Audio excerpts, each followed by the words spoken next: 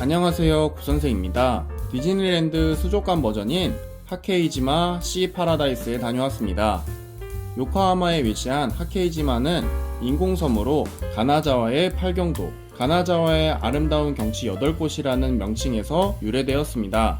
1993년부터 개업을 하고 있는 요코하마에서 역사가 깊은 수족관입니다. 참고로 디즈니랜드가 1983년에 개업을 했습니다. 어떻게 보면 디즈니랜드도 섬 하나 전체를 한 관광지이기 때문에 약간 라이벌 구도의 느낌이 나기도 합니다. 놀라운 점은 섬 자체를 둘러보게 개방이 되어 있고 수족관이나 놀이기구를 이용할 때만 티켓을 구매하는 방식입니다. 한번 둘러볼까요? 시 파라다이스를 가기 위해서 시사이드 라인을 타고 갔습니다. 무인으로 운영되는 모노레일을 타고 하케이지마역까지 가보았습니다. 기사님이 없기 때문에 앞에 앉아서 경치를 보며 이동했습니다. 피라미드로 보이는 건물이 보이는데요. 저곳이 시 파라다이스입니다. 내릴 준비를 하고 있는데 운이 좋게도 날씨가 좋아서 후지산이 보이더라고요. 후지산이 얼마나 크면 여기에서 보일까요? 카메라에 다 담지 못했지만 정말 선명하게 보였습니다. 시 파라다이스 역에서 내리자마자 수족관에 온 듯한 느낌이 들었습니다. 그런데 여기 아무것도 없어서 조금 당황스러웠습니다. 시 파라다이스까지 걸어가 보겠습니다. 서울랜드에 온 듯한 느낌이 드는데요. 유원지 입장 티켓이 없어도 산책을 할 수 있도록 되어 있습니다. 산책을 하기 정말 좋았습니다. 피라미드 같이 생긴 건물에 도착했습니다. 하지만 배가 너무 고파서 푸드코트에 가서 우선 배를 채우기로 했습니다. 지붕이 진짜 서울랜드 느낌이 났어요. 제가 주문한 음식은 요코하마 인기 프랜차이즈의 쇼유 라멘하고 교자 세트를 시켰습니다. 요코하마도 라멘이 인기가 있다고 하니까 한번 먹어보세요. 티켓은 놀이기구와 아쿠아리움을 함께 볼 수 있는 티켓도 있지만 저는 수족관 4개를 볼 수 있는 티켓만 구매를 했습니다. 금액은 3,000엔 정도였습니다. 그런데 작은 해프닝이 생겼어요. 티켓 하나에 4개의 아쿠아리움을 방문할 수 있는데요. 서로 사인이 안 맞았는지 4장을 구입하게 되었습니다. 물론 환불을 하긴 했지만 자주 있는 일인가 봐요. 만약 갈 일이 있으시다면 정확하게 인원을 말하는 게 좋을 것 같습니다. 입구에는 레서 판다와 카피바라, 수달의 일정이 쓰여 있었습니다. 첫 번째로 가는 곳은 피라미드 건물, 아쿠아 뮤지엄입니다. 첫 입구부터 다양한 해수어들이 반겨 주었습니다. 그리고 벨루가 모형과 사진을 찍는 곳이 있는데요. 혼자 와서 그런지 찍어보라고 안 하더라고요.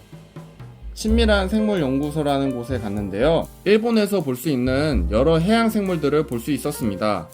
그런데 냄새가 좀 심한 편이어서 아쉽더라고요. 활발하게 떼지어 노는 펭귄들을 만났고 정말 평온하게 있는 바다 표본도 보았습니다. 그리고 한껏 신이 난 북극곰을 보았는데요. 제가 가본 곳들 중에서 가장 활발한 북극곰 같습니다. 너무 활발해서 사람이 연기하는 것 아닌가 의심이 될 정도였어요.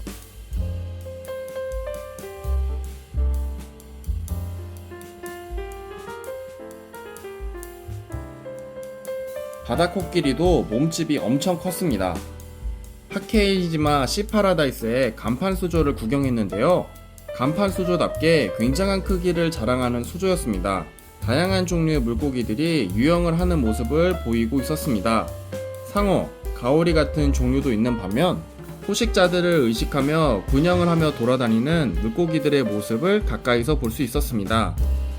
에스컬레이터를 타면서도 수조의 모습을 볼 수 있었고 상면에서 보는 수조의 모습도 색달랐습니다. 위층에 올라가니 정말 무시무시한 상어가 먼저 인사를 했는데요. 영화에서 볼 법한 무시무시함을 보여주는 상어였습니다. 수족관들에서 보는 상어들은 사육사들의 손길에 길들여져서 그래도 위협적이지는 않겠네 라고 생각이 들었다면 이 상어는 보는 것처럼 이 수조가 터지면 목숨을 부지하긴 힘들겠다고 느낄 만큼 진짜 무섭더라고요. 해초가 은근 많았는데요. 해마가 놀이터로 쓰고 있는 해초도 있고 미역으로 레이아웃된 수조, 그리고 발리스네리아 같이 생긴 식물도 있었습니다. 제 생각에는 발리스네리아와 비슷한 종류의 식물이 아닐까 생각이 들기도 하고요. 한국에서는 구하기 어렵다는 게 좀 아쉽습니다. 아름다운 물고기들 사이에 있는 곰치를 봤습니다. 생각보다 관상 측면의 해수어들보다 정말 종류가 다양한 많은 해수어들을 만나는 것 같습니다. 12만 종류의 물고기들이 있다 보니 각양각색의 물고기들을 만난 것 같아요. 종류가 많기는 한데 사람이 한적해서 관람하기에 충분한 시간을 가진 것 같습니다. 오사카 카이유칸에서 사람에 치여서 제대로 못 보던 물고기들도 여기서는 정말 느긋하게 볼 수 있어서 편하게 관람했습니다. 포켓몬스터에 나오는 살아있는 화석, 투구같이 생긴 친구도 봤습니다. 해수어의 상태들도 좋은데 무엇보다 해수어가 오래 살아서인지 다들 체급이 어마어마하게 크더라고요.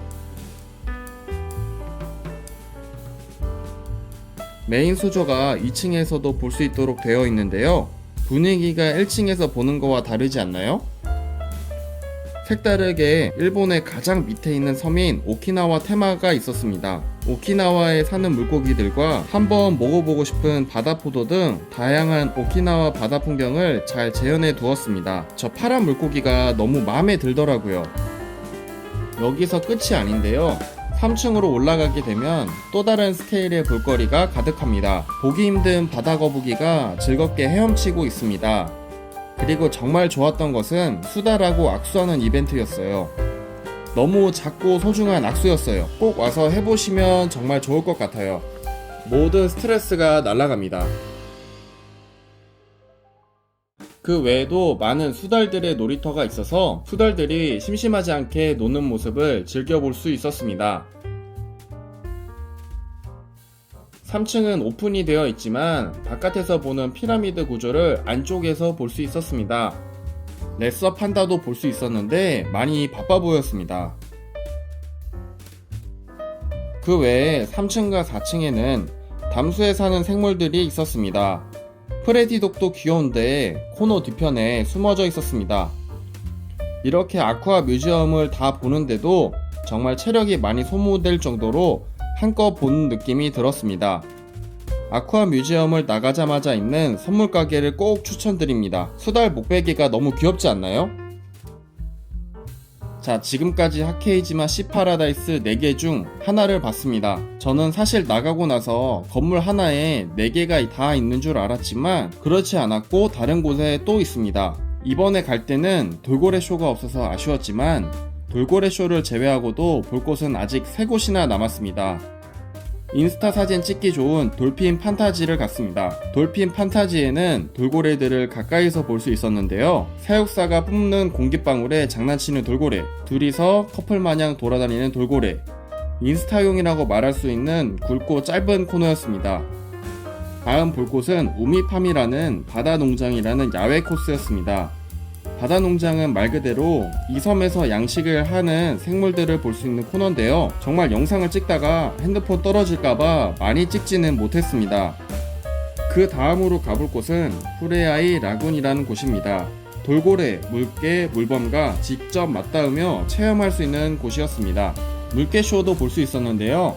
물개가 그림도 맞추고 너무 귀여웠어요. 쇼가 끝나면 바로 뒤편에 쉬는 공간이 따로 마련되어 있었습니다. 사람은 위에서 볼 수 있게끔 되어 있어서 시선에 대한 스트레스는 없어 보였습니다. 쇼를 뒤로하고 뒤편에 공이 둥둥 움직여서 뭔가 싶었습니다. 자세히 보니 돌고래가 공을 가지고 놀고 있었습니다. 그런데 멀리서 저를 보자 공을 냅다 던집니다. 캐치볼 하자는 거예요. 거의 무한 캐치볼을 진행했습니다. 돌고래가 정말 똑똑하다고 느꼈습니다. 잘못 던지면 잘 던지라고 눈치도 주고요. 그래도 못하면 멀리 가버리고 다른 사람한테 던져달라고 합니다. 돌고래와 교감할 수 있는 정말 뜻깊은 시간이었어요. 여행 일정이 정말 풍부했으면 오래오래 있고 싶었습니다.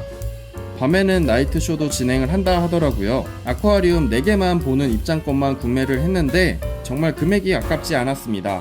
거의 반나절을 볼 수 있는 코스가 3,000엔이면 정말 저렴한 코스라고 생각을 해요. 30년이나 된 수족관인 만큼 기스가 있거나 간혹 냄새가 나는 경험을 하기는 했지만 그럼에도 불구하고 다양한 종류들의 개체가 있고 테마도 다양하고 컨텐츠도 굉장히 풍부했습니다. 교통도 잘 돼 있어서 멀다고 느껴지지 않았습니다.